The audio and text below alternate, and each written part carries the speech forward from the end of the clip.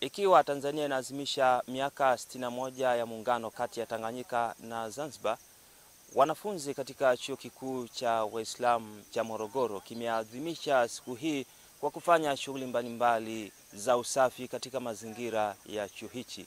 Baadhi ya wanafunzi wakiwemo viongozi wa serikali ya wanafunzi walikuwa na haya kusema mara baada ya kukamilika kwa shughuli ya usafi. Asalamu alaykum warahmatullahi wabarakatuh. Kwa jina naitwa Adam Hamisi Kimai, ni rais wa serikali ya wanafunzi Chuo Kikuu cha Uislamu cha Morogoro. Leo tarehe 26 mwezi Aprili ni siku ya muungano baina ya Tanganyika na Zanzibar. Kwa hiyo siku kama hii sisi tumeamua kuitumia kwa ajili ya kufanya usafi wa hapa chuoni kwetu, kwa sababu tunatambua usafi ni afya na usafi unatuweka katika hali ya utulivu, tunasoma vizuri kwa raha, tunapata hewa safi.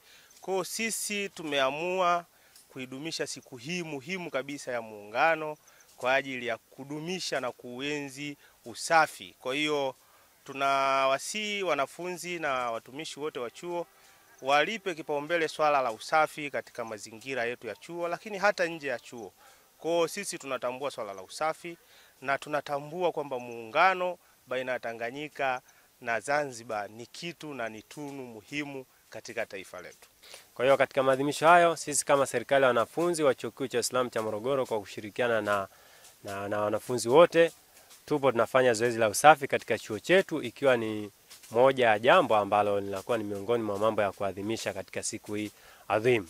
Jina langu ni Hassan Yuda, mwanafunzi wa Chuo Kikuu cha Uislamu Morogoro, pia ni kiongozi katika serikali ya wanafunzi, waziri wa wanafunzi wenye mahitaji maalum. Tupo katika zoezi la usafi ikiwa ni sambamba na maadhimisho ya muungano baina ya serikali ya mapinduzi ya Zanzibar pamoja na iliyokuwa serikali ya Tanganyika mpaka kufikia kupata Tanzania kwa maana Jamhuri ya Muungano wa Tanzania. Sisi kama Chuo Kikuu cha Uislamu Morogoro, kwa maana serikali ya wanafunzi, tunapenda kuzitumia hizi siku zetu za holiday katika zoezi la kufanya usafi, ikiwa ni fursa kwa sababu wanafunzi wengi tunakuwa tuko off, kwa maana tuna uwezo wa kushiriki kwa pamoja katika zoezi la usafi.